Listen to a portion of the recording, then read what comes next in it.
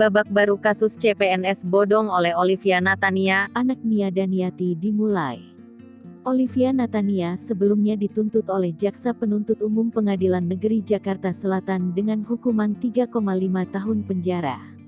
Tuntutan ini sempat membuat para korban tak terima. Dan kini, Majelis Hakim Pengadilan Negeri Jakarta Selatan hukuman penjara 3 tahun. Olivia dinyatakan terbukti bersalah melakukan penipuan dengan kedok tes CPNS. Mendengar vonis tersebut, Olivia yang menjalani sidang secara online dari rutan Polda Metro Jaya hanya bisa menangis. Beberapa kali putri dari Nia Daniati itu terlihat menyeka air matanya yang menetes setelah mendengar vonis yang diterimanya.